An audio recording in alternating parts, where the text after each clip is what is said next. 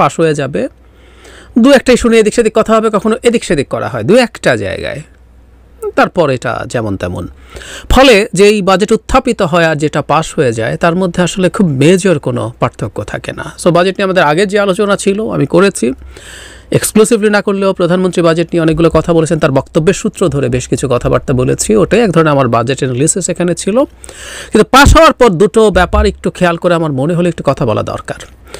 Budget সম্পর্কে আমি একটা কথা সব সময় বলার চেষ্টা করেছি, সেটা হলো দিনের শেষে আপনি কতটুকু বাজেট বাস্তবায়ন করতে পারছেন, কিভাবে করছেন, আপনার এফিসিয়েন্সি কতটুকু, আপনি কতটুকু লুটপাট করছেন, সেই আলাপের বাইরেও একটা আলাপ আছে আপনি কিভাবে বাজেটে অর্থ বরাদ্দ করেন, সেটা আপনি মোটামুটি নিশ্চিতভাবে বুঝতে পারবেন যে সেই সরকারটার চরিত্র কেমন, আপনি কোন খাতে কি পরিমাণ বরাদ্দ করছেন, আপনি কোনখান থেকে কি পরিমাণ কর বা শুল্ক আদায় করার চেষ্টা করছেন, আপনি কী ধরনের পলিসি কোন ক্ষেত্রে নিচ্ছেন, এটা আপনার চরিত্র বোঝায়।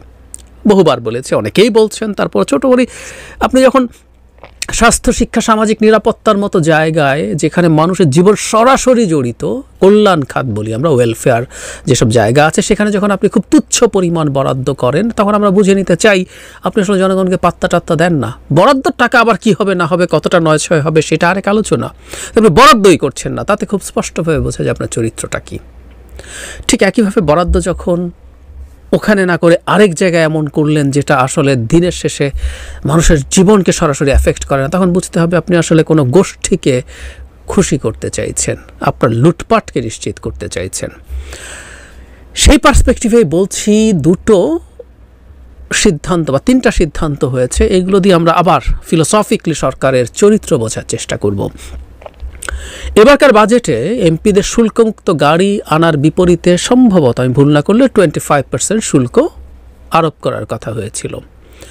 মানে এমপিরা যে ধরনের গাড়িগুলো আনেন, খুবই উঁচু মানের এসইউভি, স্পোর্টস ইউটিলিটি ভেহিকল, আমরা কথ্য ভাষায় জিপ বলি এগুলোকে, যদিও জিপ একটা গাড়ির কোম্পানির নাম, যাই হোক, ওই গাড়িগুলোর ওপরে 600%, 500% এটার সিসির ওপরে ডিপেন্ড করে, টাইপের ওপর ডিপেন্ড করে ট্যাক্স থাকে, যেগুলো আপনি যদি কিনতে চাই, সাধারণ জনগণ কিনতে চায়, তাহলে তাকে এই পরিমাণ টাকা দিতে হয়। 1 কোটি টাকার গাড়ির দাম 5-6 কোটি টাকায় গিয়ে দাঁড়ায়। এটা তারা শুল্কমুক্ত আনতে পারতেন, তার উপর 25% ট্যাক্স ইম্পোজ করাও ছিল অসভ্যতা, মানে শুল্কমুক্ত গাড়ি আমদানির সুযোগ অসভ্যতা। আর আপনি 25% ইম্পোজ করেও যদি সেটা পাশ করতে পারতেন, সেটাও অসভ্যতা, অন্যায়। এমপিরা প্রান্তিক মানুষ নন, তারা এসইউভি যদি চালাতে চান সেই ট্যাক্স দিয়ে তাকে চালানো উচিত হতো। তারা জনগণের কাজ করেন, এলাকায় যেতে হয়, ভোগীচোগী কিছু কথাবার্তা বলে, আমরা জানি, এগুলোকে পাত্তা দিতে চাই না। কিন্তু মজার ব্যাপারে 25% ট্যাক্সও রাখা যায় নাই, আগের মতোই বিনা শুল্কে তারা গাড়ি আনতে পারবেন। আরেকটা, ইনকাম ট্যাক্সে সরকার একটা পদক্ষেপকে আমরা হয়তো কিছুটা পজিটিভ বলতে পারতাম, কারণ দীর্ঘদিন থেকে আমরা বলেছি একটা কথা, মনে থাকার কথা, আপনারা যা আমাকে শোনেন যখন এগুলো নিয়ে কথা বলেছি, অন্যান্য জায়গা থেকে আপনারা শোনেন, একটা মানবিক কর ব্যবস্থা হচ্ছে যে করে প্রত্যক্ষ করের পরিমাণ বেশি থাকে, পরোক্ষ কর কম থাকে।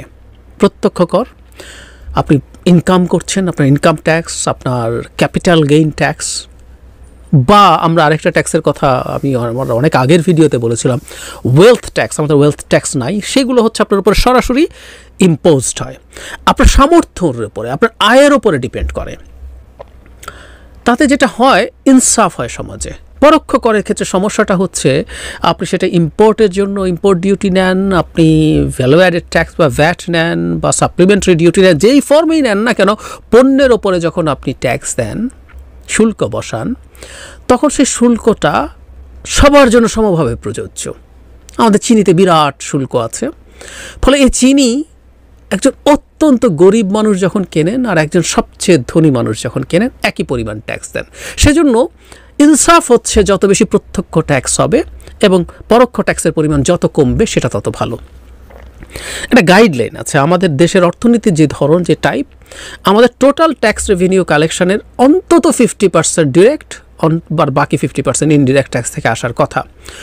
অথচ আমরা আজ পর্যন্ত এটা 30, 31, 32-এর বেশি লক্ষ্য দেই 35-36, কিন্তু 30%-এর বেশি আসলে আমরা ডিরেক্ট ট্যাক্স আনতে পারি, মানে 70%, মোর দ্যান 2/3 আমাদের রেভিনিউ কালেকশন হয় ইনডিরেক্ট ট্যাক্স থেকে। ফলে যখন এবার আপনি সর্বোচ্চ স্ল্যাবে 30% ইনকাম ট্যাক্সের প্রভিশন করলেন, এটাকে এক ধরনের পজিটিভ বলেই আমাদের মনে হবার কথা। কিন্তু মজার ব্যাপার, এটা প্রস্তাবিত হয়েছিল কিন্তু এটা পাশ করা হয়নি, পাশ করা যায় নাই। কিন্তু এদিকে আরেকটা জিনিস নিয়ে আমরা কথা বলেছিলাম, সেটা হলো করমুক্ত আয়ের সর্বোচ্চ সীমা 3.5 লাখ টাকা ছিল। এটা নিয়ে অনেক শোরগোল হয়েছে, এটাকে বাড়ানোর কথা হয়েছিল যাতে এটা আরও বাড়িয়ে নেওয়া হয়। কারণ আমরা একটা সহজ হিসাব করি, একটা পরিবার, একটা ব্যক্তি যার একক উপার্জনে তার সংসার চলে, তিনি মাসে 30,000 টাকা যদি আর্ন করেন, তাহলে 12 মাসে তার 3,60,000 টাকা ইনকাম হয়। উনি 3.5 লাখ টাকার যে করমুক্ত সীমা সেটা ক্রস করে যান। চিন্তা করুন তো, একটা মানুষের পরিবারে যদি 4-5 জন সদস্য থাকেন, বা আমাদের বহু মধ্যবিত্ত নিম্ন মধ্যবিত্ত পরিবারের মানুষের অন্য লায়াবিলিটি থাকে, বাবা মা থাকে, তাদের খরচ, তাদের চিকিৎসা, নানান কিছু, 30,000 টাকায় কী মানের জীবন তারা যাপন করেন, বা 50,000 টাকায়ও ঢাকা শহরে কী মানের জীবন যাপন করা যায়, কিন্তু আপনি তার কাছ থেকে ইনকাম ট্যাক্স নিচ্ছেন। এছাড়া একটা লিস্ট যুক্তি ছিল, সেটা হলো গত বছর থেকে এই এন্টায়ার বছরে সরকারি হিসাবে, আমি বাইরে সরকারের এইসব ফালতু হিসাবকে আমরা গ্রহণ করি না, কিন্তু সরকারি হিসাবেই 10% ইনফ্লেশন আছে। তার মানে হলো 3.5 লাখ টাকার বাইং ক্যাপাসিটি এখন 10% হিসাব করেন, 3 লাখ টাকার কাছাকাছি, 3,15,000 টাকায় চলে আসছে, এটা কমে গেছে। সো ইনফ্লেশন হিসাবেই আপনার অন্তত ওইটুকু অ্যাডজাস্ট করা দরকার ছিল, কিন্তু আপনি করেন নাই। আমি একটা নিম্ন মধ্যবিত্ত বা প্রায় গরিব একটা মানুষের ওপরেও তাত্ত্বিকভাবে আপনি ইনকাম ট্যাক্স প্রযোজ্য করা সম্ভব বলে আপনি বিশ্বাস করছেন। So you are imposing that. So দুটো জিনিস, বিরাট ধনীর গাড়ি আপনি বিনা শুল্কে আনতে দিচ্ছেন, এবং আমরা জানি একসময় এটা প্রচুর হতো, এখনও হয়, তারা হ্যান্ড ওভার করে দেয়, ব্যবসা করে এটা দিয়ে কয়েক কোটি টাকার, আর 5 বছর পর তো বিক্রি করে ফেলাই যায়। আপনি আনার পর 5 বছর পর বিক্রি করুন, 5 বছর চালানোর পর বিরাট একটা লাভও আপনি সেটা দিয়ে করবেন। অ্যাট দ্য সেম টাইম 30% যে ট্যাক্স মার্জিন ছিল সেটার ক্ষেত্রে সম্ভবত, আমি ভুল না করলে, বাৎসরিক 30 লাখ টাকার বেশি ইনকামের ক্ষেত্রে এটা দিতে হতো, সেটা আপনি বাদ দিলেন যারা অনেক বেশি সচ্ছল। আর এমনি তো এই আলাপ আছেই, আমাদের প্রচুর ধনীদেরকেও ওই ট্যাক্সের মধ্যে সরকার কখনো ঢোকায় নেই, কিন্তু একটা 30,000 টাকা মাসে ইনকাম করা এমন মানুষের ওপরে আপনি ইনকাম ট্যাক্স আরোপ করছেন। চরিত্র আমরা এটা দিয়ে